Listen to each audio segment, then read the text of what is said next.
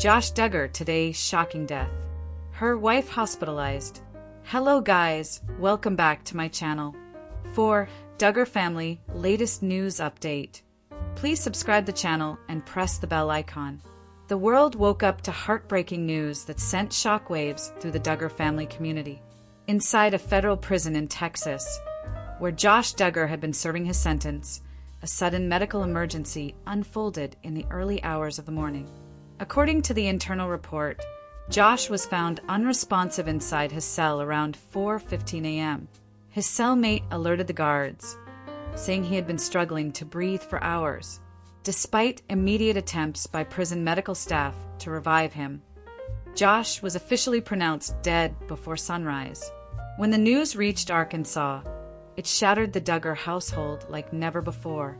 Jim Bob and Michelle Duggar, who had stood by their son through every scandal and humiliation, were reportedly devastated beyond words. Jim Bob, known for always presenting a composed front to the world, broke down for the first time in front of his entire family. Michelle, who had been praying every night for a miracle, whether redemption or healing, collapsed in silence. No cameras, no producers, no TLC audience. Just a mother, heartbroken over her son. The official statement from authorities simply read, Joshua James Duggar, 38, was found non-responsive in his sleep. All attempts at resuscitation failed. No foul play suspected. Autopsy pending. But inside the family's private circle, questions spread faster than answers. Some whispered cardiac arrest. Some mentioned stress-induced organ failure. Others believed his body finally gave in under pressure, isolation, and mental breakdown.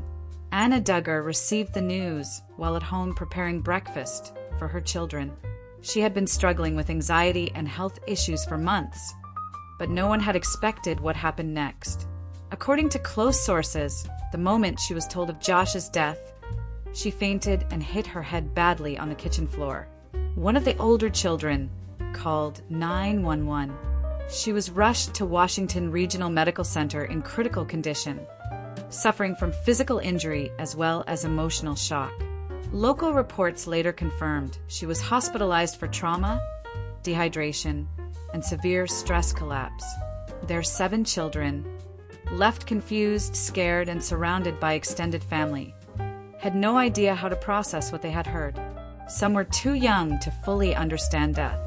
The older ones, especially Mackenzie and Michael, reportedly locked themselves in their bedroom and cried nonstop. One of Josh's brothers, John David, tried comforting them, telling them that Daddy is with Jesus now, but the words sounded hollow in the silence of grief. Outside their Arkansas home, crowds started forming. Neighbors, media trucks, curious onlookers. Within hours, Josh Duggar dead in prison became the most searched headline in the U.S. Social media exploded with mixed reactions. Some people expressed sympathy, remembering the innocent childhood years from 19 kids and counting. Others felt conflicted due to the controversies and allegations that had tainted Josh's reputation for years. Critics pointed out that while his death was sad for the family, his past actions could not be erased.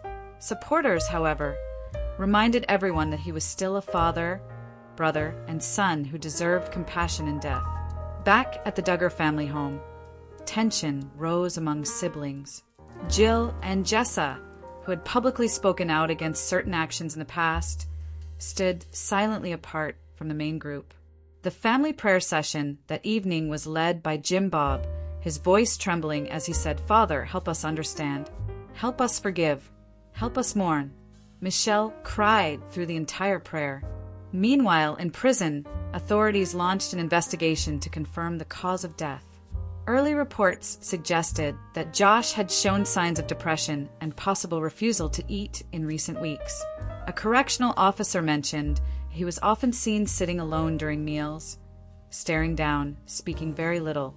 Some believed he was struggling heavily with guilt and emotional turmoil. One fellow inmate claimed he used to pray every night before sleeping. Last week, he kept saying, I don't see the end of this. News of Anna's hospitalization reached the Duggar house in the afternoon. Jana Duggar immediately left to be with her. A accompanied by Jinger over video call from Los Angeles. Hospitals confirmed that Anna was in a medically stable but emotionally critical condition. Her blood pressure had dropped dangerously due to shock. Doctors advised minimal stress and no media access, urging the family to protect her. As the hours passed, more extended family members gathered. Cousins, in-laws, and friends filled the rooms. Some hugged in silence. Others quietly looked at family photos on the walls, remembering the days of house renovations, bus trips, weddings, and baby showers that once defined their reality TV persona. It felt like the end of an era. That evening, a private family meeting was held at the Duggar residence. No cameras, no outsiders. Jim Bob announced that the family would not make a public statement until both the autopsy and Anna's mental condition were stable. For the first time, the entire family agreed that media silence was necessary for healing.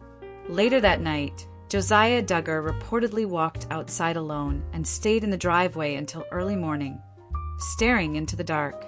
He later told a relative, no matter what he did, he was still my brother. I hated the choices, but I never wanted this ending. Inside the hospital, Anna regained consciousness around midnight. The first words she whispered were, "Where are the kids?" Doctors assured her they were with family. She began crying uncontrollably.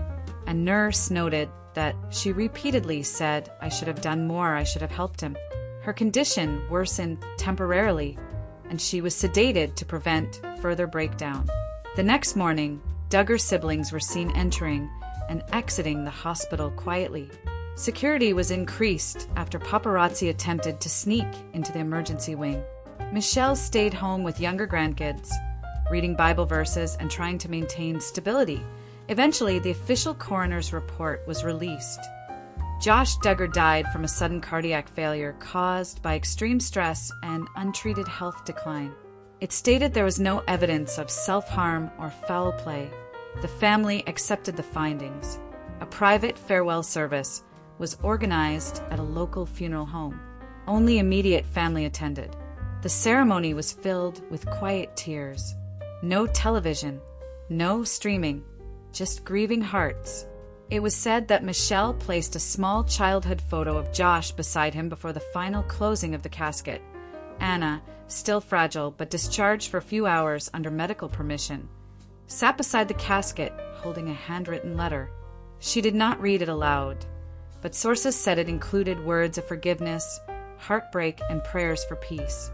She whispered something as the casket was closed, then fainted again. She was rushed back to the hospital. After the burial, the Duggar family withdrew from the public eye indefinitely. Their social media accounts went silent. No more statements, no more appearances. Rumors spread that they might sell the big family home and move to a quieter location. Friends close to the family claimed they were considering counseling, something they had once hesitated to do. Days later, TLC released a statement offering condolences, but made no mention of reopening cameras for coverage. Our thoughts are with the Duggar family, it reads simply. In the quiet aftermath, neighbors reported that the house felt eerie. The once lively Duggar property, full of laughter and gatherings, was now dimly lit with curtains drawn. A few times someone was seen sitting outside at night, sometimes Jim Bob, sometimes one of the older children, just staring into the distance.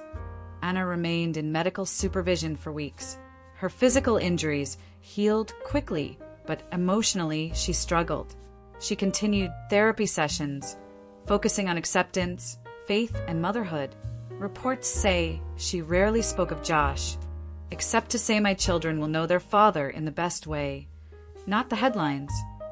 Months afterward, the family gradually resumed regular life, but far from the media spotlight. They focused on internal healing, supporting Anna, and helping the children adapt. A memorial tree was planted in their backyard with a small plaque that read, "Even the hardest stories end in his hands." While many in the public still debated Josh's legacy, the family privately grieved a loved one, not a scandal figure.